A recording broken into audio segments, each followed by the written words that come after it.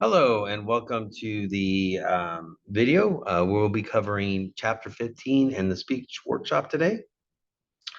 Before the video starts, this video is used or can be used by different classes and so forth, but I need to address who I'm making this video for. Um, a couple things specifically for the class.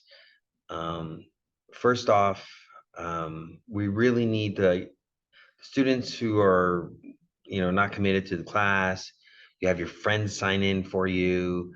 You're not logging in the Canvas. So obviously, the people who are not logging in the Canvas and not doing the half of the class that's online, obviously they're not going to see this, but their friends might. So anybody that has been missing classes and so forth, we have students who need the space, right? We need to be able to add them. There's a maxed out number of students already. So if you're taking up a space, you know, I think about dropping. I'm going to be giving names next week of students who are not logged into Canvas, and we need to get going and get those students who need to be added. All right. Um,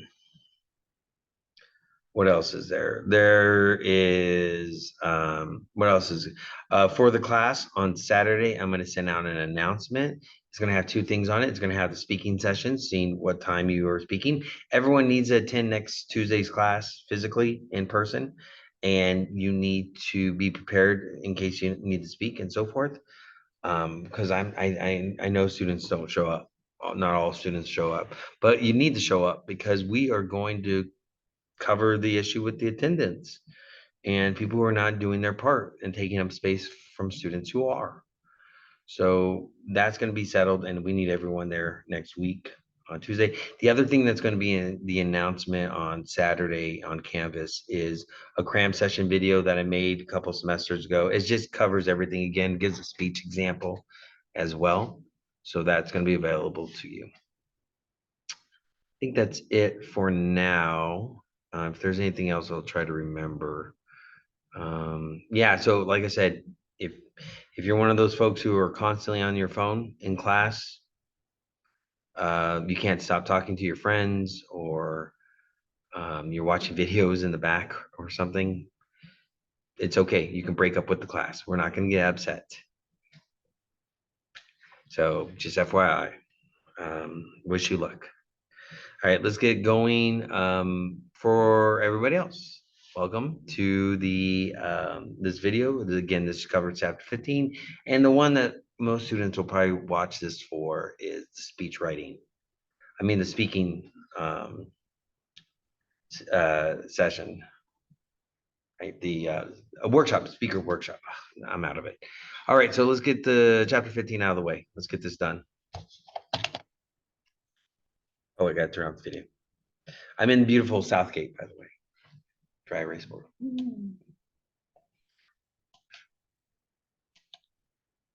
All right.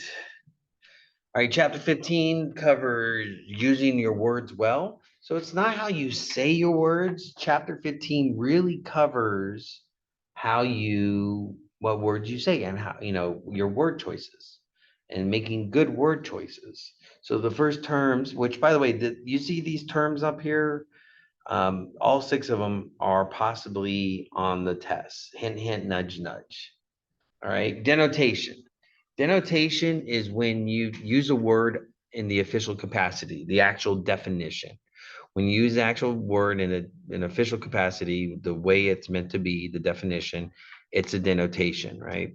Connotation is when you take a word that has a context variation. What I mean by that is a culture, community change. It has a current difference and so forth. And so the word meaning is associated based on the past experiences, something and so forth. So a good example of this is the word bad. The denotation for bad is not good or horrible, unwell or something of that nature, right? The connotation of bad back when I was a little kid was cool. bad meant cool or good or awesome or kind of dangerous in a way. That guy is bad, right? And during that time, that's when Michael Jackson came out with that song and that music video for Bad. I always suggest students to watch it. It's hilarious when he turns into the bad gang member that has that sequence. I mean that dance suit that he's wearing. Who's bad? Anyways, but that's what it means. A modern example of denotation connotation is the word cap. Denotation for cap means like baseball cap, hat, that type of thing. A cap for your toothpaste or cap for your bottle. While the connotation nowadays is false or fake. That's cap. By the way, students find it funny that I know that word. And I hear students when I walk by them, they'll say, that's cap. And I'm like, no cap, no cap. So yeah, so the different denotation, connotation for the same word. Ethnic vernacular. Ethnic vernacular is things like Spanglish, African American vernacular English, or Cajun. It's when the words are closely associated with an ethnic group. By the way, if you don't know, Cajun is a ethnic variety of folks from Louisiana that has that mix of French and either indigenous or English, I believe. So, but it has that French mix. And there are words in Cajun that are only from that Cajun mix of individuals. And in African American vernacular, there's lots of examples. I always point out that Shakespeare created a lot of the words that we use nowadays, right? And I think rap music has a very important, as specifically African American Black rap music has a lot of influence on the words we use today and the creation of words. But Spanglish is a good example of ethnic vernacular. When you take that Spanish, specifically Mexican Spanish, and mix it with English, and you get a different connotation. There's this YouTube social media person I like to watch. She's very white, um, red hair, very pale woman, but she's I think half or but half of her. I know her mom is Mexican, and she talks about you know how people don't think she speaks Spanish, and when she does, she mixes it in Spanglish, which makes her mom mad. So these are when words are connected with an ethnic group, all right? Then there's regionalism, which is different than ethnic vernacular because there are people who use that word of different ethnics, but they're part of a region, right? And I let's go back to the Spanish. The Spanish in Spain is different than the Spanish of the Americas, specifically Mexico, right? And that includes the Spanish of Mexico and the Spanish of the Americas is spoken by different. I mean, it's predominantly Meso or mixed, but I mean it's white, African American, um, the Asian of here in the Americas, and that's the regional Spanish. By the way, I've asked Spaniards when they come over to visit, have they heard any Spanish that they couldn't understand? And I usually have students guess which area, but obviously you can't guess. So it's El Salvador, right? The Salvadorian hard R is hard sometimes to understand for Spaniards. So yeah, so that's regionalism. Another example is the South, the U.S. South. I was stationed there in the Marine Corps. My firefighter training was in San Angelo, Texas. And after a couple months, I actually started saying y'all. And I did it on accident. And lucky for me, when I did it, I followed it up with something stupid. But I was lucky that I was surrounded by Marines. I was an NCO in charge of like a bunch of Marines. Like I think it was almost like 100 Marines. And I had to round them up. And I said, y'all get over here, right? Marines, y'all get over here right now. And then I said out loud, I sound like an ignorant Texan, which was really stupid to say at a Texas event full of Texans. But again, I was in uniform with a bunch of other Marines in uniform. So I was safe in that moment. But still, it was really dumb. People tell me I should say you because I say you. Everyone knows in class I says you guys and guys, which I believe has been gender neutral since the 70s. If it's good enough for the Goonies, it's good enough for me.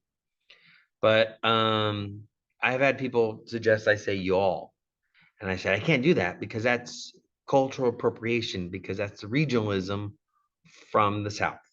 So just FYI. Jargon. Jargon is a specialized language of a particular profession or interest group. Anyone that has a job or works with or has to deal with IT, information technology, they know that the computer guys have different jargon. Same thing with your mechanic, same thing with lots of professions out there. Anybody that's into a hobby or a cultural hobby, especially, like you're a collector and you guys know what a whale is, which means someone who buys a lot. That's a whale, right? And that's jargon. So cosplayers have their own jargon, athletes have their own jargon, everyone has jargon. And here's the thing about jargon, hint, hint, nudge, nudge. This might be in the lecture part of the test. Do not ever use jargon in public speaking. Because when you might know the definition, if you're speaking to the general public who's not part of that profession, they don't know what you're talking about. The only time you can use jargon in that way is if you define the word first and then you use it. All right. So try to stay away from jargon. And if you don't believe me, just think about any teachers or professors that you have that say things that you're like, what? What are they talking about? And most of the time, it's because they use that language pretty much exclusively with their colleagues, and they should be changing their words when they talk in front of students, right? And I know that because I get flack for changing my words myself. All right. Standard American English. This is pretty much the English of America. And it's important to note that that is different than British English, right? So it's our English. And it's important to note that for one main reason is because when it comes to English of the world, between British or American English, I hate to say it to the Brits, American English is considered the English of the world now. It's when you think of English around the world, you usually think of American English. I'm gonna give you a second while I take this drink to think about why that is and see if you match the answer I give. By the way, this answer is not gonna be on the test. It's just something to think about. So I'll give you a second to think about your answer. Why is American English the English of the world?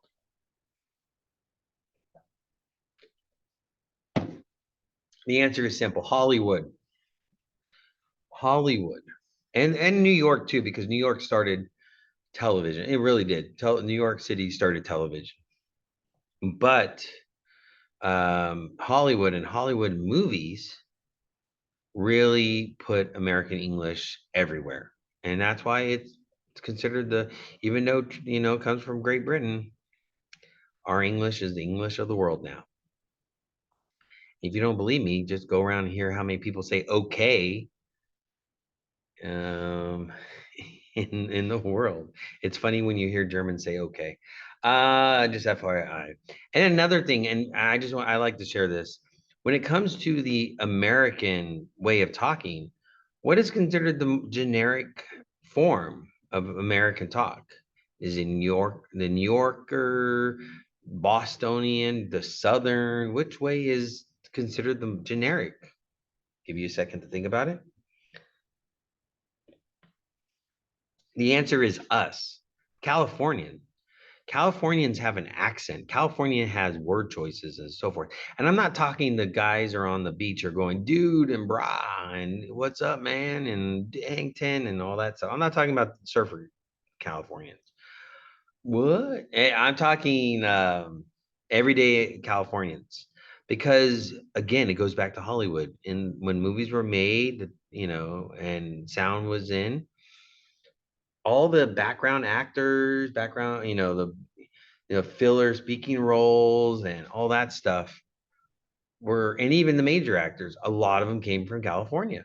And so that's why Californians and I know Californians have an accent. Some of you might not believe me, but I have traveled around the world And people have automatically recognized I'm from California. And it's not because I go around and say, "What's up, dude? What's up, brah?" So just FYI, I like to share that with people. All right. If you have questions about the terms, you know the drill. Save it for when we have the in-person meeting. Okay. Let's keep going. So in your book, it covers the differences between oral and the written word. And there are three major differences. First off is formality. In the written word, we tend to be more formal. We tend to use bigger words. We usually write things out, complete sentences, versus the oral, which is more casual and so forth. And so when you try to be more formal in your speech, you tend to try to adopt your written writing, your written words, right? You tend to use that. And so that's the formality. You tend to have bigger words, longer words, be more complete. And when we want to impress, we tend to, even when we're talking, tend to be more formal. And then, but traditionally, oral communication is very informal and so forth. Um, yeah, so keep that in mind. Like job interviews, you tend to sound more like you write, or you try to sound like that. You try to sound smarter, right? Um, there is a caveat now. There's a little asterisk on that, and that is texting has affected the way we write and how we talk. So texting has affected us. And you know this because you probably has a friend that goes LOL and WTF and all that stuff. They say that, not text it. They say that out loud. FYI. I say FYI. Gosh, I'm old. Anyways, but yeah, so now you know we tend to be more formal in written. All right, that's a big difference. Might be on the test. Word choice, your word choice. You tend to use longer words, and you tend to use a variety of words comparative to just basic words. A good example of this is this think right now. Have you ever used thesaurus in any way? Or you go to Google and you put in type in the word and you put I always mispronounce this the synonym of the cinnamon. You know what I'm talking about. Similar words to that word. And yeah, so you try to use more variety, more, and longer words and stuff like that. I try never to write the same word in a sentence, right? And so yeah, look up and I'm not past it myself to look up a thesaurus, looking for different words. So I don't sound like I'm repeating myself. We tend to make that effort more when we write, and we tend to be a little bit more repetitive and more basic in the oral communication. And again, when we want to try to sound smart, we try to sound more like the written word. And then finally, gender and casual, we still are a little bit backwards in our gender wording and so forth. In the written word, we tend to be more formal again, but with gender, we are more neutral, and we should be more neutral in both the written and oral. I didn't mention this in the inclusivity speech, but it needs to be said out loud. When I was going through firefighter training in the Marine Corps back in the day, back in my day, but back in the day, we were probably still saying firemen, right? When in reality, firefighter is might be a little bit longer, but it's very technically correct. And we had, I think, not in my class, but in other classes at the time, there were female. It wasn't in the Marines. No, I think think there might have been one or two female Marines, but there were definitely Army and Air Force had a couple. So, even back then, the firefighter was a better phrase, and so we tend to be more neutral, and that's the way it should be. And there's no agenda here. I have used the word Latinx, which I know is controversial. You hear me in class, I tend to say I don't say Latinx anymore. I just say Latin. Um, and I think that's better. And I'm gender neutral on Latin instead of saying Latino, not because I have some kind of agenda, not because I'm trying to push something, or because someone's trying to get me to say non-binary or something like that. It's because of Latinas. It was Latinas that got me to say Latinx for the first time. And so I always remember those Latinas that got me on saying more gender neutral. And you don't want to make up, I grew up around strong Latinas, and it'll make them mad. So that's why we tend to be more gender. It's a sign of respect, and it's also just be on the safe side because you never know who you're talking to, and we tend to be that safer with that and more respectful toward that in the written word. All right. Again, if you have questions, you can always just save them to when we meet. Words and context. This is very important. So much so important that I'm going to go and did I leave that color behind last time? Nope, nope, I have it. All right. We tend to, I'm going to put on the camera for this one, but before we do that, so words and context. Words can be abstract to concrete. And this is very important to remember. Abstract to concrete. Abstract words tend to be very generic, and a lot of things can fall into place under that abstract word, while concrete tends to be more focused. So when you are saying stuff that is abstract, you're saying stuff, it can cover lots of stuff. And concrete is, again, very narrow definition. All right. So let me give you an example of this by turning on, let's see, stop share. Oop, no, no, no. Wait. Stop share. And let's turn on the video. Hello. Let's see. Ugh, it's so old. Shows John Cena. You can't see me. All right. All right. So we're here. Okay. So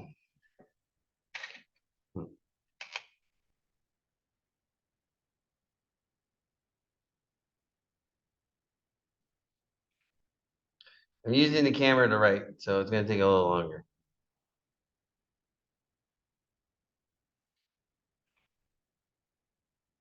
Okay. There you go. All right. So abstract tends to be over here, and concrete it's over here. And so you'll have these nice little divides here, and this demonstrates what I'm talking about. So let me show you what I mean by this. You take a very abstract word, meaning a lot of things can fall into it, like education, right? Right here, education can mean lots of things. It can mean, of course, this college course, but it also means high school and elementary school and middle school and community college, UC, Ivy League, CSUs, private schools, for-profit education, public education, business education, on-the-job training, voter education, um, tax educate. I mean, education can be out there. Public education. I taught computer classes at the public library back in the day. That's education. So education follows a lot of things. So we can then narrow this down, right? We're gonna narrow this down more. So we're gonna go and we're gonna focus on the colleges, right? So college. But again, that's how much of that? That's Ivy League, UC, basic UC level, CSU level, community college, and so forth. It also has for-profit and public, universities. It has lots of different possibilities as well. So college is very, very abstract in a way. So we got to narrow it down even more, right? We're gonna follow Actually, we're gonna go public. We're going to eliminate for-profit schools like University of Phoenix, which are horrible anyways. Don't ever go to those. Don't go to for-profit. And then private as well. So like no USC, no Stanford, no Harvard, no Harvard. So private schools gone, right? Public, CSUs, UCs, community colleges. And then we go down to the very smallest and we get to where we are here with community college. And I mean, this can go even more, right? Because there's community colleges, there's different programs. I teach two fields. So down here, political science and comm studies. So it can get really abstract. And we same thing with climate change. Climate change, atmosphere, the atmosphere, because climate change covers lots of issues. There's lots of issues with climate change. Over here, we're talking things that happen in the atmosphere, for example. Then we down here we go weather, and then down here we talk about droughts. Right? We go very abstract to concrete. You can have fun with this, right? You have entertainment. Entertainment. There's so much entertainment out there. There is sports, movies, TV. Um, there's like escape rooms, miniature golf. I mean, there's just so much out there, right? You have you have the conventions, the nerd conventions. You have so much out there, right? National parks is entertainment as well because you can go on vacations, right? Lots of possibilities. So we're going to narrow it down even more. So we'll go media, right? Media. A lot of media out there. There's in-person media where you're watching it like at the movie theater or maybe on a television set where you're physically, well, we'll say movies is in person. There's television and so forth. But the big one is, of course, streaming, right? Things that are being streamed. And streaming is different too because you have movies, live events, TV, and so forth. So we'll go ahead and put TV, right? Streaming TV. So even there, and you have, you know, television shows like Stranger Things, or you have things like Bridgerton or um, Marvel, MCU TV shows. So you can have action adventure TV and all that stuff, dramas. I don't know that many dramas. I guess Yellowstone. By the way, just because I look like I would watch Yellowstone does not mean I watch Yellowstone. So yeah, do you see this? This is very important. This is a testable question here, but it's more important than this possibly being a testable question. This helps you with your public speaking. This helps you more than a lot of stuff that you learn because if you're more concrete, you're more focused. You're more focused and you're more narrow and you don't need that much. It's actually less work to be down here. But abstract, wide open, you have lots of possibilities. You have lots of possibilities for you guys, public speaking 101, down here. Down here. Like your first speech can be anything about food. That's a lot of stuff. And then you go, let's say Japanese food. And then you go sushi. And then you go, particular kind of sushi. You know, you can get hot sushi. There's a sushi place I always go to, and they have a hot sushi dish. That was the first time it's not the first time I had hot sushi, but when they brought it out, I didn't realize it was going to be hot. And I was like, oh, right. It was tempura. I should have known. It was not cooled down. All right, let's keep going.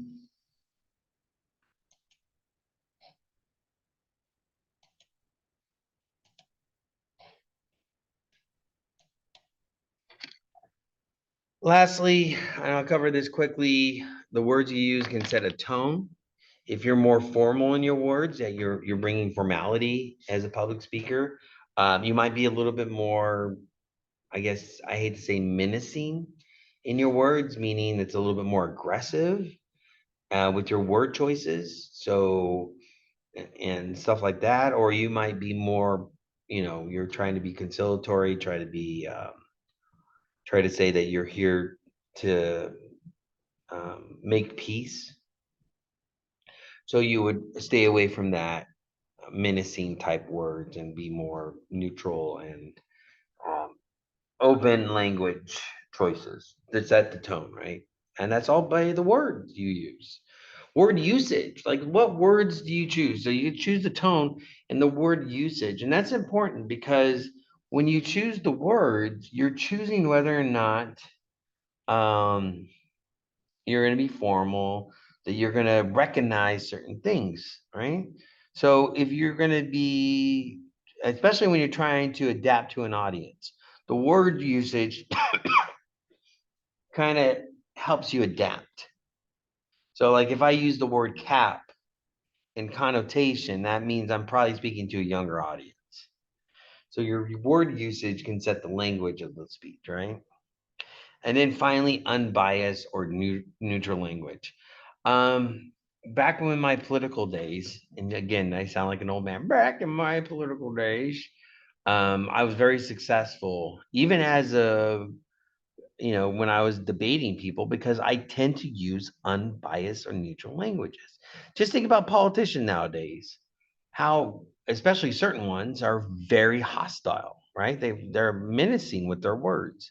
Not scary. When I say menacing, it's just they're trying to poke, they're trying to cause a fight. When in reality, you could throw your opponents off base by being more neutral, more unbiased in your language. When you're a neutral arbitrator in a sea of political, wannabes, you tend to sound more elevated than them. So your language words you choose can show that even when you're being biased, by being neutral and unbiased in language, you sound like you can reach more people. Right? Oh, let's keep going. There's one more slide after this one. And there's a lot of words, but I'm just going to go through them. First off, figurative language is not up there, but you should just know it anyways. It's not a testable question. Figurative language deviates from ordinary expected meanings of words and make them more descriptive or composite, unique, vivid, or memorable. It's a way to make everything sound more interesting, right? The language you choose, the words you use. You're purposely trying to make it imaginary. You're trying to push people's visual range in their heads when you're talking. Metaphors. Metaphor is an implied comparison. For example, he is a snake. And metaphors are great because while you might not know, let's say you're talking about here, I'll say yawn because I don't think that I have any yawns in the classes. One of my dearest friends of all time is named Yawn. I'll use the word yawn. If you're saying yawn is a snake, you guys don't know who yawn is, right? Um, but but you know what a snake is because each of you probably has your own idea. You might think a snake is slippery, or it slithers, or it hisses, or it bites, or it attacks, or it hides, or or it's an untrustworthy animal. It's a lying animal. It's a slippery, not a sneaky animal. That's the word I'm trying to say, right? There's lots of ways, and so when you're saying yawn is a snake, the audience might get their own description of what yawn is because of what they think of snakes. A simile is a less direct comparison that includes the word like or as. I also add in the definition that it's a more explained comparison. So instead of saying he is a snake, he says his lies make him as slippery as a snake. So you're actually adding a little bit more explanation to your comparison, right? It's less direct in a way because you're not saying he's all everything a snake could be, but you're saying you're being more, you're explaining more. So by doing that, and all you have to do is like and as, right? So just keep that in mind. Personification is any time you take words that you would use to describe a person and add it to an inanimate object, right? An attribution of human qualities to an inanimate thing or idea. So if you're saying that your computer is acting up, computers don't act up. Your little siblings might act up, but your computer doesn't act up. Or it's having a temper tantrum. I think we all, even at your younger age, has seen somebody, a kid, publicly give a temper tantrum at a store or a restaurant or so forth. Personification helps you as a speaker because your audience has seen temper tantrums and people acting up, or you say the computer is sick, We've all been sick in some time. Computers don't get sick. I mean, technically you can get a virus, but not in the sense of sick, right? So when you use those kinds of words on inanimate objects, since we've either seen it or experienced it ourselves, we can kind of get what you're saying about your computer, your car, your microwave, or whatever inanimate object. FYI, the Germans have a great word for car trouble. It's called kaputt. I love that word. I wish we would use it. My car is kaputt. Das Auto is kaputt. Just kaputt sounds so much fun.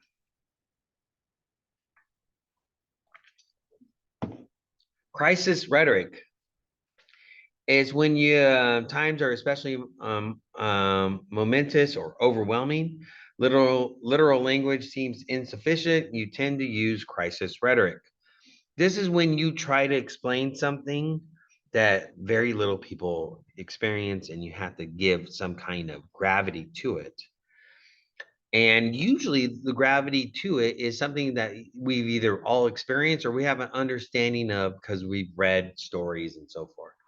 So most of my students now in the colleges are born after 9/11, right?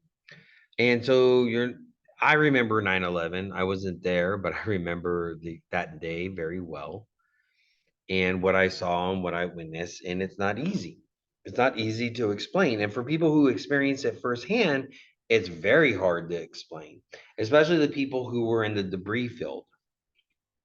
The people in the debris field, um, they um, they experience a kind of moment where where the sun blocked out, right? The debris came everywhere in the sky and blocked out the sun. We have not all experienced that kind of debris field, but we've all experienced when it's a sunny day and some clouds roll in out of nowhere and block out the sun. It goes from bright day to cloudy cloudy night, cloudy the day. Or even in our lifetime, even in your young lifetime, you maybe have experienced an eclipse where the sun is blocked. A full eclipse especially, it's weird when a full eclipse happens. But you maybe have experienced that in some way where all of a sudden the lights went out because of, or even experiencing that in a, at a place, right? When the lights go out in a room. And so when you say something like that, and they also use the idea of some things you maybe read about, like Dante's Hell, or volcano, when the volcano puts dirt everywhere or ash everywhere, or nuclear winter. Well, it's just blocking out the sun. And I even have used that myself because when I lived in Yosemite National Park, where I was staying and living at the time, the cabins there, we experienced a rock slide. And the rock slide crashed down where we were living. No one got injured, no one got hurt, none of the buildings got hurt, injured, uh, damaged. That's the word. I was personification there. But when we all heard it, and then we were in our cabins and we all came out, it was during the day, and we came out to dusk, right? It was daytime, lights, everything was on, the clear skies, and then we came out to dusk, right? When the sun just goes down. But it wasn't down. It was still up. It just the dirt, the debris. And just FYI, when we were walking around, when you live in that area, you know where all the trees are and where all the big rocks are. We were walking around and we looked down at one big rock and like we all said, that wasn't there before. That's new. That's a new rock. That's a new giant rock. That's by the way, the cabins that I used to live in, two different sets of cabins I used to live in are all gone in Yosemite because it's in rock slide territory. Good to know now. Anyways, but that's crisis rhetoric, and it's an important one. That's why I'm spending a lot of time on it because there's a thing I need to warn you about crisis rhetoric, and that is when you use it unethically, right? And the best example of unethical crisis rhetoric is what's going on right now with the border and with migrants and immigrants and undocumented, or when they use the word illegal alien. the folks who talk about it a lot tend to try to scare people. And I grew up, around undocumented communities, migrant, immigrant communities, lived, worked, been to Mexico, been to Tijuana, been to San Diego tons of times. I've never felt threatened in any way by migrants, immigrants, or undocumented, especially undocumented groups. Never felt. I know there's extreme examples, but it's actually studies have shown that of the communities in the United States, they're the ones that have the less crime percentages, right? And it's important to note that because there are people who make it sound like they're all murderers or they're all villains or something of that nature. That's unethical crisis rhetoric. When you're trying to make it sound like someone's going to come out of nowhere and attack you, a community or a group. And they've done that kind of rhetoric towards African Americans. Remember years of Asian hate, either in World War II or during COVID. I mean, there's just so many examples of that kind of unethical crisis rhetoric, and we need to avoid that kind of stuff. There was a poll a couple years ago where they asked people yes or no type questions, but at the end they asked them an open-ended question. This was a poll of people in the Midwest. In the Midwest, nowhere by the border, they purposely asked people in the Midwest that was nowhere near the Mexican border, and the answers were so ridiculous. There were people who were afraid. Multiple people said the same thing, which was they're afraid that people would come over and take over their vacation homes.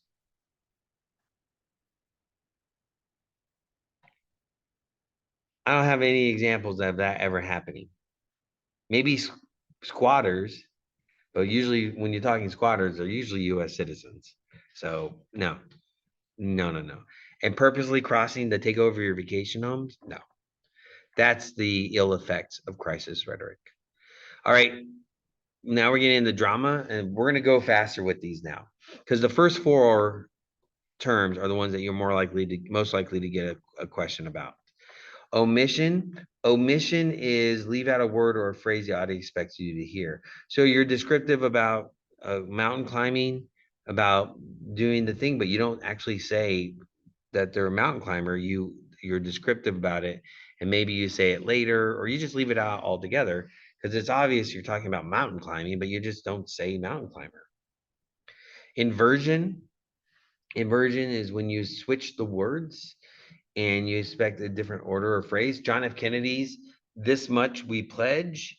I think he would have been considered more accurate if he says we pledge this much, or so forth.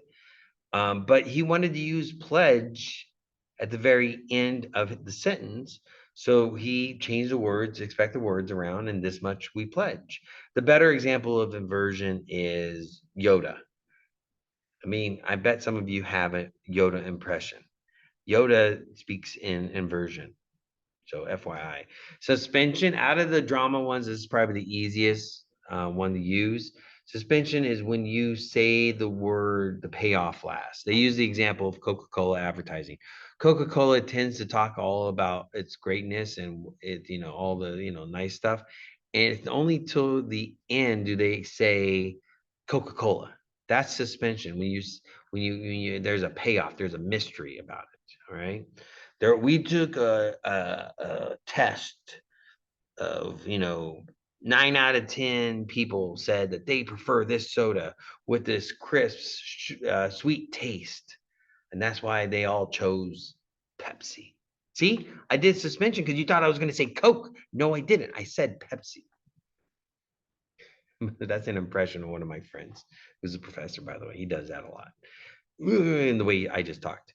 Cadence, that leads into cadence because this cadence is different. Cadence, hint, hint, nudge, nudge, is the rhythm of language, right? How you talk, you have a language to it. So what I just did was with my friend, and the words he chose is he has when he wants to get a little bit edgy, the words he chooses makes him have a little bit faster uh, tone or faster take. But it's a rhythm and language, and your word choice helps your rhythm. Sing song patterns, the way they sound alike, or you repeat yourself. That's cadence, the rhythm of language. So here's some of them. Repetition is the easiest one. Is the only one I recommend beginning speakers try, and that is when you repeat yourself. They use the example Martin Luther King Jr. He tend to repeat himself a lot, and it's a good way to emphasize stuff, right? When you're saying none of us are free until I'm going to mess up his words. I shouldn't quote him, but you understand, right? You want to emphasize it by repeating, right? And so make sure that I mean, that's an easy one right there. That's the easiest one. Just repeat yourself, and I do it myself. Again, I do it myself. I just did it. So repetition is a really easy one to use. Parallelism occurs when two or more clauses or sentences have the same grammatical pattern. Do not care about this. This is not going to be on the test. Antithesis. Antithesis is also not going to be on the test. But the definition, just to let you know, is when you mean the opposite. You use the opposite word to kind of throw in variety. Don't use it. Alliteration is repetition of consonant sound. This one's a little bit easier to use, but I still wouldn't use it. It's when you have consonants that sound alike. So the DI, right? DI, discipline and direction. We need to have the discipline to get into the right direction so we don't go all and die. I don't know. I'm just throwing things out there. They use also confidence and courage, where consonant sounds alike. Preachers like to use alliteration. And the last one, go ahead and try sounding it out yourself. I'll do it for you. Onomatopoeia. By the way, whenever I say this word, I gotta close my eyes or turn away because if I try reading it, I'm never gonna say it right. Onomatopoeia is when a word or is pronounced the way it sounds, like buzz or murmur. All right. If there's any questions, you know what to do. Save them for when we meet, and I'll answer them there. You can always have meetings, by the way. If there's a lot you're confused by, you can always have online meetings. Word structure. Word structure, there's three different types. All our words have structure there. Our word choices kind of gives away certain things, right? Think about your friends. Are they more someone who likes to describe things in a fanciful way? Figurative images. So they use words that have a little bit more drama to it. And they're storytellers. There you go. And then, or they have a little bit of a flair to their words that they choose. That's cadence. So again, figurative images is when someone tends to use words to try to be more descriptive. And more importantly, figurative images is a great way to connect your audience to something that you want them to know that they already know, like a metaphor, simile, personification, crisis rhetoric. You tend to try to connect something, your audience, to something that they already know, to something that they don't know and you're introducing them to. All right. Drama is when you want to do, have a little flair to your storytelling. Drama, like repetition. Oh, I'm sorry. I'm sorry, that was wrong. Suspension, something is there's a payoff to it. And speaking of suspension, it's like a marker, right? It marks a point in your story where you're telling them stuff, and then there's the payoff at the end of the suspension. It's like a marker, like, oh, the story is complete. Right? We can move on. Finally, cadence. It's a way to have, a more signature approach to your words. So it helps your overall voice, how you sound, like repetition, for example, or antithesis. And then the selection of the words, right? Kind of gives a selection of who you are and so forth. When you tend to be more of a direct approach, you tend to use repetition. If you want to have more rhythm that, surprises people, you use alliteration or something like that. Again, if you have any questions on this chapter, you can reach me at the end. All right. Let's move on. Stop share. We'll go back to my very tired face. I make these videos at Southgate. I have a night class. And anytime I'm driving, especially when I have to go through traffic, I got out of traffic like over an hour ago. I was walking around. There's a shopping center, by the way. I love it's in Southgate. Really great options there. But I'm tired. I hate driving, not because I'm a bad, I'm a really good driver. Everyone else is bad. All right. Again, casual tone because and casual wording because I want you to realize that giving a speech is just having a conversation. That's all it is. That's all it is. All right. You're giving speeches. You have speeches coming up. So we're going to do speech workshop. Yay. Now in class, I already showed you the importance of those cards. Let's talk about those cards, right? And I'm going to give you, so let's say this is a 4x6 card right here, right? And I'm going to use, you're going to have to excuse me for a second. I'm going to do my thing here. It's at the top right here. Okay. All right. All right. Now I know where to start the writing. All right. A, G, B, G. Oh. I almost didn't do my suggestion. B, G.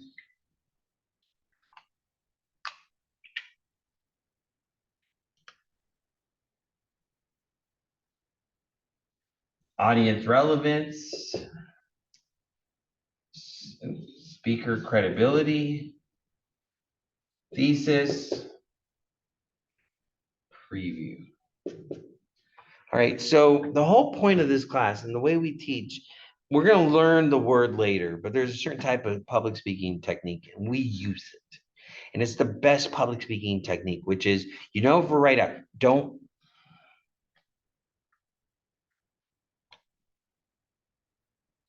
He's putting on the glasses for this. Do not ever, ever write out your speech. Ever. Used by 4x6 cards. 4x6 cards. Staples, Office Depot has them. Most school bookstores have them. Sometimes Walmart has them. Not the Southgate one because they sell out because my students pick them up. But other Walmarts, sometimes CVS and Rite Aid and those places have them, and you can always order them on Amazon. That's how you get the multi-pack, the multi-color packs. Those are nice. And if you have friends in class, you don't have to buy a pack for each of you. Just buy at most 3 people, split one pack of 100, and you're covered the whole class. So you have these cards, and you'll use 5 per speech, right? I already showed you why, because each card represents intro, main point 1, main point 2, main point 3, conclusion, right? That way, every time you go through a card, moving the card triggers a transition.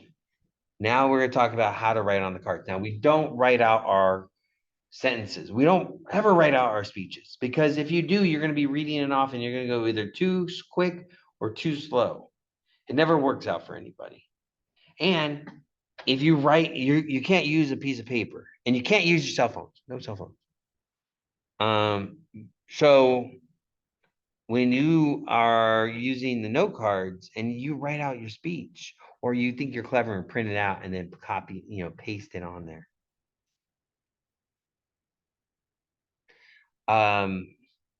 Just FYI, you're gonna be going like this. You're gonna not only be reading it off like this, but if it's printed really small, you're gonna be doing this. No. So you do notes. So remember my speech, right? We're driving down a hill, driving down a long road, and you see a far off destination. And then while you're driving to that destination, you might get distracted by the trees as they pass you by. Right? That sounds clever. It's an analogy. So how do we write that out for notes?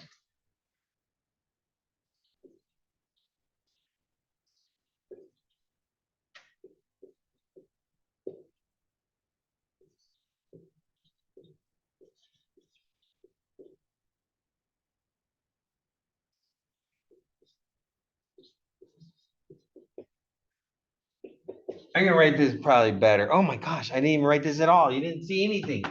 Oh, Goodness, goodness. Long drive, distract by trees. Now, obviously, I am not going to come up here and go, oh, long drive, distracted by trees. I'm not going to do that. I'm not going to say that. I would say something like, you ever notice when you're driving down a long road, you're on that long drive, and you see your destination way off in the distance, and you start getting distracted by the trees as you pass by? That's what I think about when I think about my future. See? I have these as little notes, maybe just keywords. By the way, you don't write like this for your outline. You're kind of taking your outline and you're making it small, even more small, right?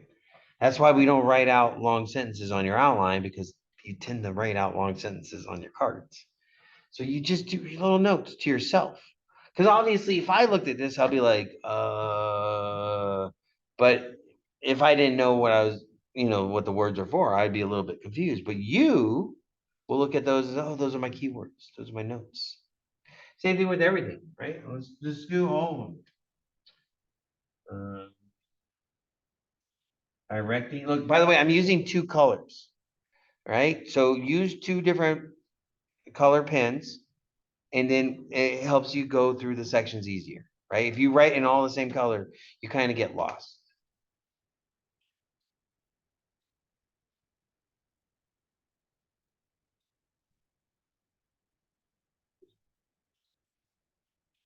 Look at this. I'm even using symbols.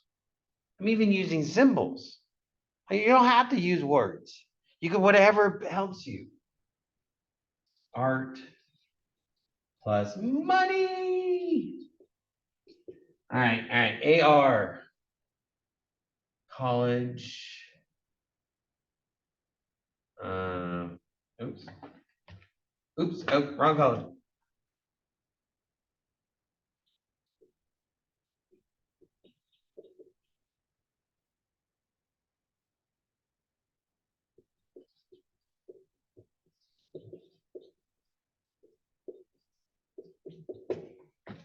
Um,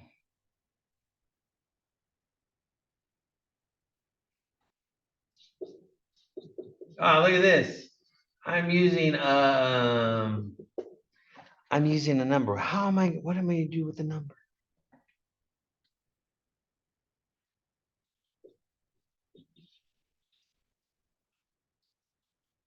By the way, speaker audience relevance, speaker credibility is so obvious that you are more than welcome to use the one I use. I just told you you can use the ones I use because it's so obvious. I can't tell you not to use it because there's not much variety for your first speech, audience relevance, and speaker credibility. So you're totally welcome to use mine.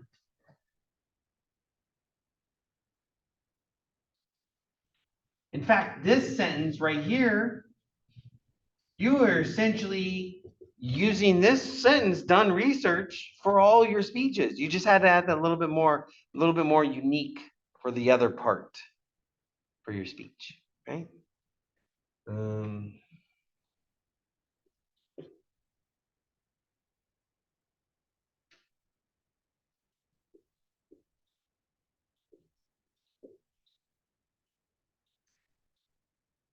I tend to tell students it's okay to write out your thesis a little bit more, and write your flowery little quick comment.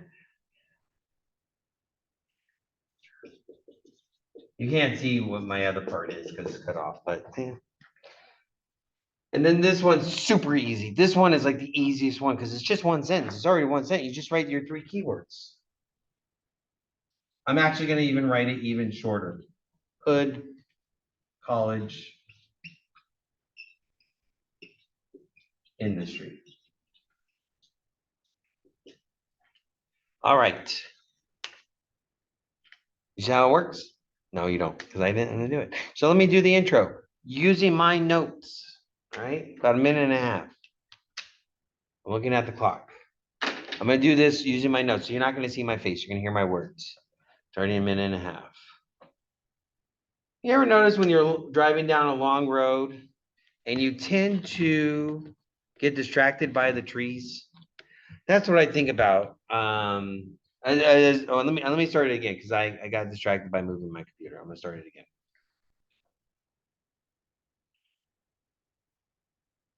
You ever notice when you're driving, you're going off to a far off place and you're taking that long drive down a road, and while you're driving, you start getting distracted by the trees as it passes you by.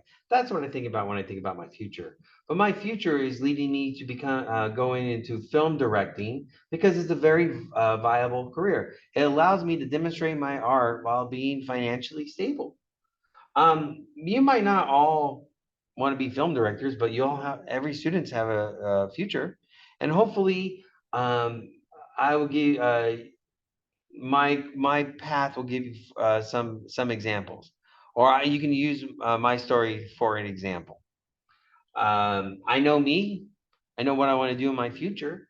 So and I've done the research on how to get to where I'm going. So that is why you're going to see my name in bright lights as a successful film director. And it's going to be allow me to get my art out there while taking on this grand venture. I'm going to first tell you my journey to get there by talking about the neighborhood I grew up in, the college, what I'm doing for college, and finally my journey in this film industry. A little bit longer because I was messing around, but the fact of the matter is, you see the point.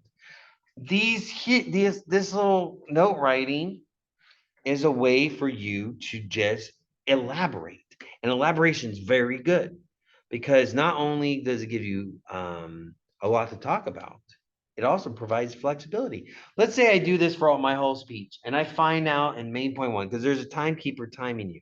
I find out in my main point one that through main point one, I'm running a little bit short.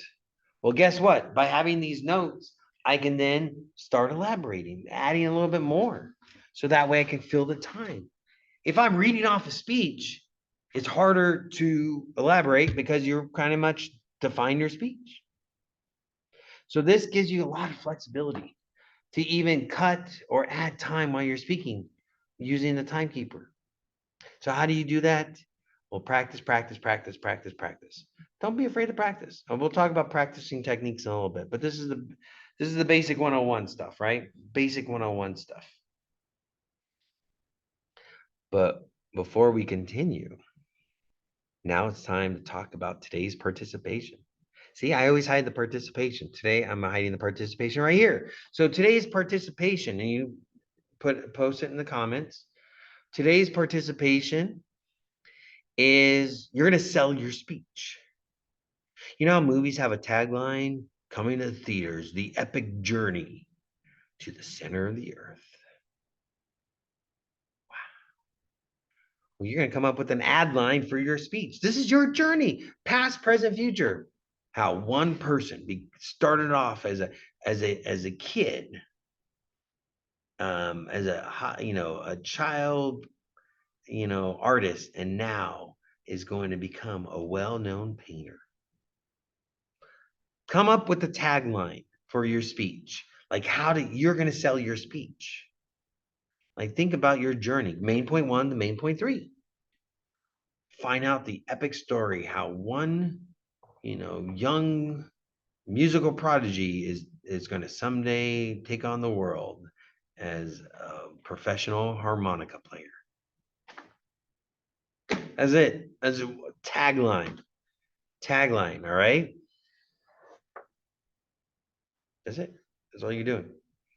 So in the replies, have one tagline, selling your story. All right.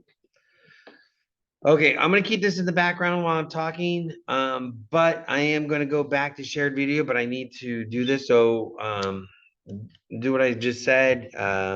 Think about it while I am bringing up. I forgot to do this before. That is my bad, by the way. Oops.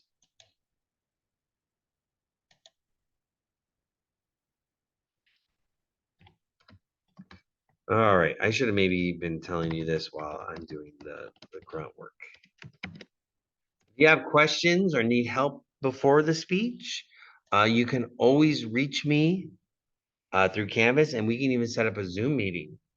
All right. So if you need me to go over the feedback with you or anything like that, and I'll be checking it throughout the weekend. I know I have a big comedy thing this Sunday at 5 p.m. at Flappers main stage. Woohoo! But but I'm gonna be here for you on that. All right, I'm gonna get in your class real quick. I'm gonna add something to it. So because I want to show this to you. So that's why I want to make sure I have this before I do my next thing. So this video will be a little bit longer just because of this little dead time. Oops, my bad.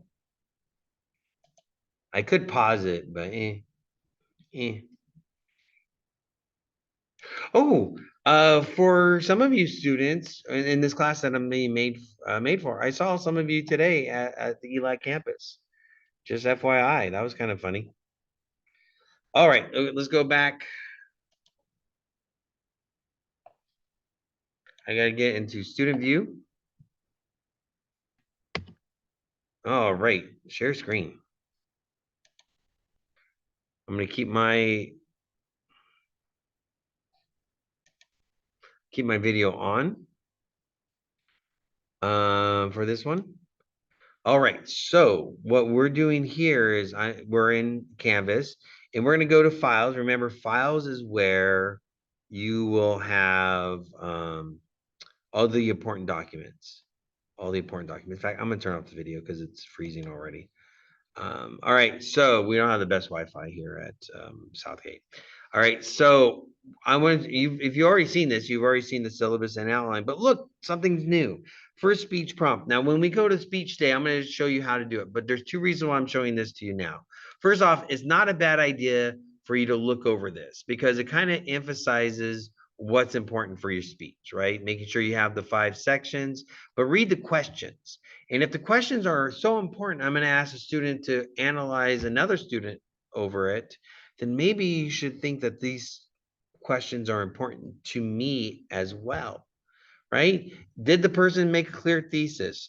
Was there a cultural community reference? Did the speech follow the outline structure?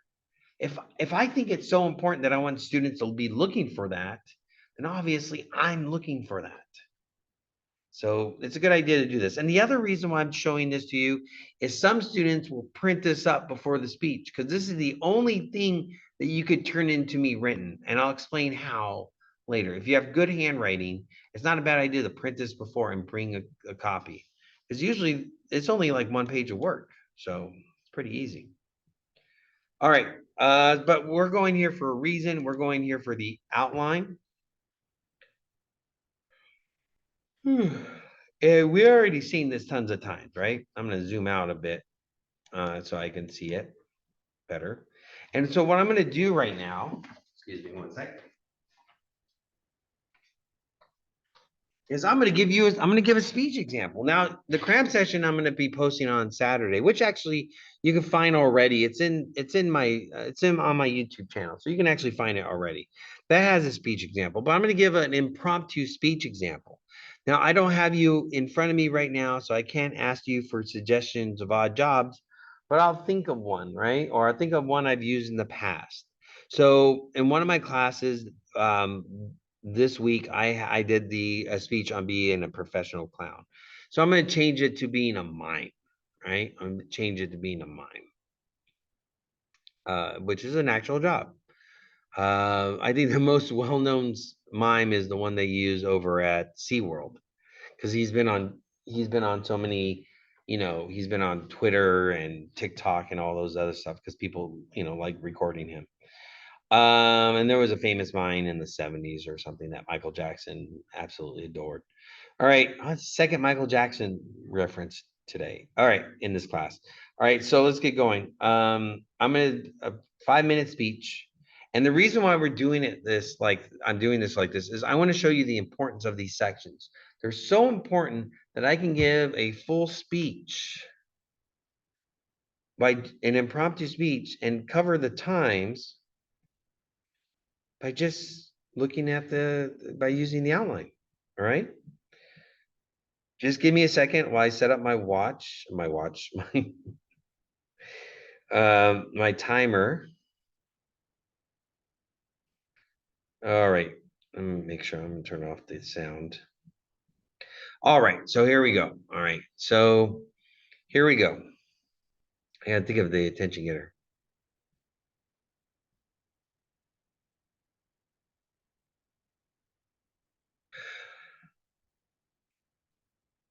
Have you ever been out in LA and you've been so hungry that you look for anything to eat in that moment, and then you lay your eyes on those vendors that sell Dodger dogs, and you're like, I didn't know I needed a Dodger dog then, but I know I need one now.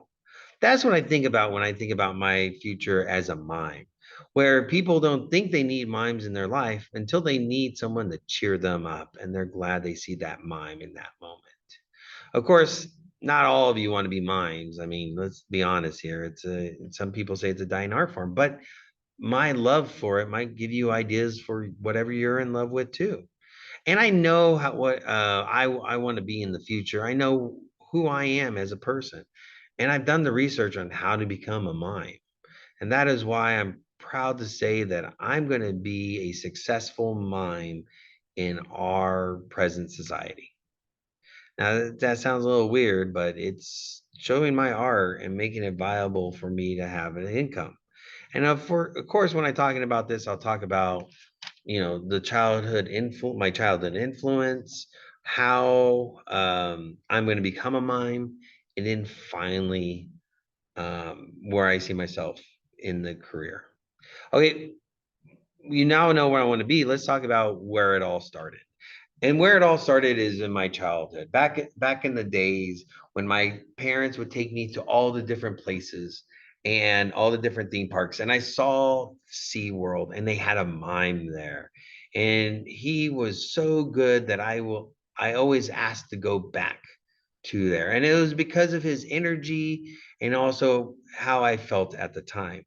Well, let me talk about his energy. He was making up stuff with all the individuals that walked on by. And that kind of impromptu improv was just so infectious that it has lasted with me my entire life. And also at the time, I come from a broken home. Parents are now divorced and lots of fighting and so forth. And just having that outlet in that moment was such a was a great thing. Need to talk about my early influence. Now let's talk about how I'm going to become a mime. Currently, I'm working on a mime and being a mime in several different ways. Surprisingly, I'm going to college to become a mime, and then also I'm taking any opportunity to work in improv. Well, first, let's talk about how you become a mime in college. Well, I know this is an industry will take me to network, so I'm getting a degree in communication studies because it has the ability to figure out how to communicate successfully, right? And it's also a nice backup. It's a very flexible degree that if I don't become a mime, I could possibly work in public relations or advertising or something like that. And then the other thing is, I'm doing everything possible to get the experience. I'm taking improv classes with the groundlings. I'm performing wherever I can, even do some street miming as well. And I've even looked in taking some kind of extra classes with clown, stuff. But enough about what I'm doing now. Let's talk about how I see myself in the as a mime in our society. First off, becoming a mime is not an easy task at all, and especially in our society, it's hard to find work. Not there's maybe a million mimes, and there's one place at SeaWorld. So there's obviously my dream job, and then there's other outlets. First, let's talk about the dream job, and of course, the dream job is being that person at SeaWorld. There's more than one mime that works there, and hopefully, I can get onto the rotation. I've done my research and looked at the possibilities, and there's other places that use mimes, places in New York, Las Vegas, and even here in Los Angeles area. So any of those places that still utilize mimes, it's a possibility. Of course, the other possibility is I have a full-time job doing something else while miming at, being a street mime. Or doing it on the weekends or doing stuff like doing shows. So there's a possibility for doing something else, but still draw my passion as being a mime. Of course, I told you how I see myself as a mime in our society. Let's wrap this speech up. First, I talked about my childhood influence, then how I'm going to become a mime, and then finally, how I see functioning as a mime in our society. Hopefully, you now know how I'm going to be a successful mime in the modern era. Uh, Now, so the next time you're out there and you get hungry and you find that Dodger dog that saves your stomach, hopefully you find a mime too that can save your heart or your mood or whatever thing you need in that moment. Hey, there you go. That's the speech. Not bad. By the way, you notice I moved the outline because I wanted to demonstrate to you how following the outline gives you a structure. It gives you a structure that fills in that time. All right. So use the outline, use the outline, use the outline, use your note cards, use your note cards, use your note cards. So the last part of the speech workshop is about practicing and so forth. I usually ask the class, like, what are things you're worried about? We already did the judgment exercise about not looking into people's eyes. We did the transition exercise where we did the wingman. I talked about this. Now let's talk about that. We already did that one. So there's a couple other things as well. First off, let me give you the things you don't do, right? One of the things you don't do is you watch a clock. Never watch a clock. Clocks are intimidating. So one way to practice, you need to practice, by the way. And by the way, don't be the student. There's been students who have like waited till the last minute and then they say it at the beginning of their speech, thinking that they're gonna get a better grade for doing that. When someone says, "Oh, I waited till the last minute the right, write up my notes," I'm like, -1. Don't do that. Practice, practice. Use this weekend to practice, right? And so forth. Even if you don't get feedback right away because you turn it in late or whatever, it doesn't hurt to practice. You get some feedback before the speech, then you can go back to your speech and maybe make some changes. Practice, practice, practice. How do you not practice? Don't watch the clock. When people watch the clock, it's intimidating. So what I tell students is have your timer on your phone set up and start the timer, turn away, do your speech, go back to the timer, see how you did. If you have a wall clock, you look at the wall clock when it turns to that minute, start your speech, do your speech. Once you're stopped, look back at the wall clock. Don't just look at the clock and do your speech because it gets intimidating. All right. Another thing you don't do is don't use your friends or family. You know why? They're judgmental jerks. I hate to break the news to you, but your family is judgmental jerks. So is your friends, anyone you're close to.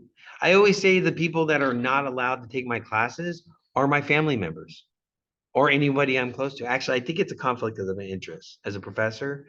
But back when I worked in the public library and I did public classes, or when I taught people how to ski, family and friends were not allowed to take my classes, my official classes. I had no problem teaching them one on one, but as no. Same thing with speaking.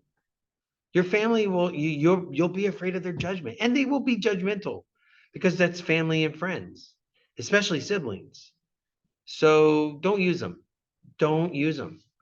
If there's anybody that you could trust to do that, but I would still not do it because even if they are not the judgmental type, they might be the appeasing type. Oh, that's great, honey. That's the best.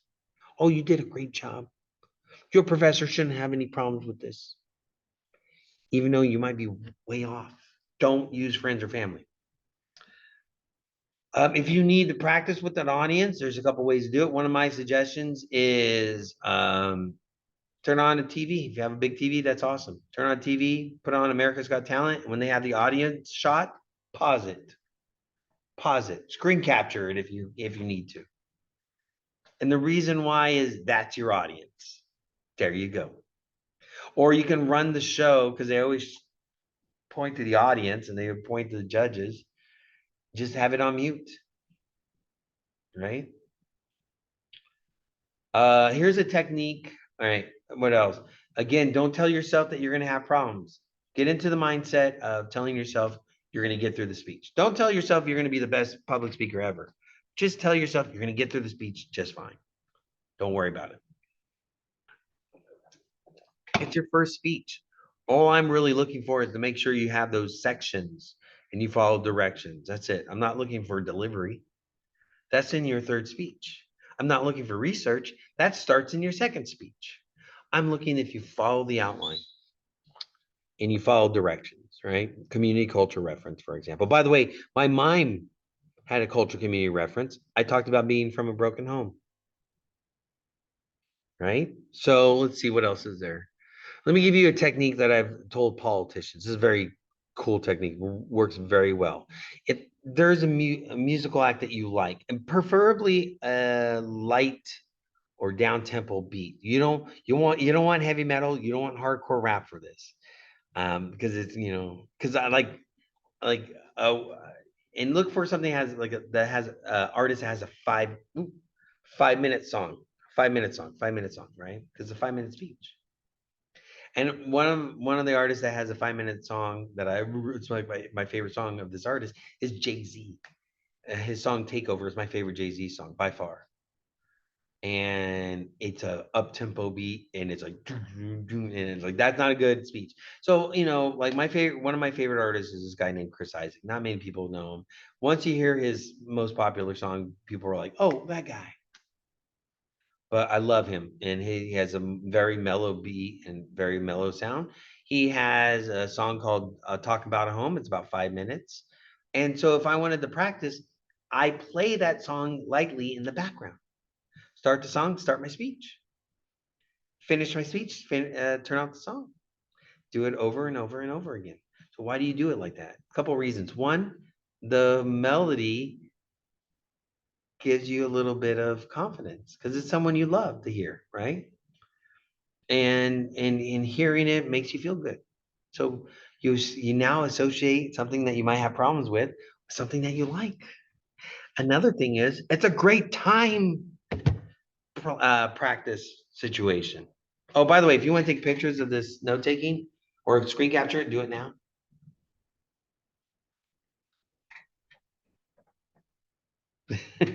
Anyways, but it's a good time because let's say you're doing this and you're like, oh my gosh, I'm on the third course, so I should be in main point three by now, right? You follow the song and you get into that rhythm and you're like, okay, I'm in.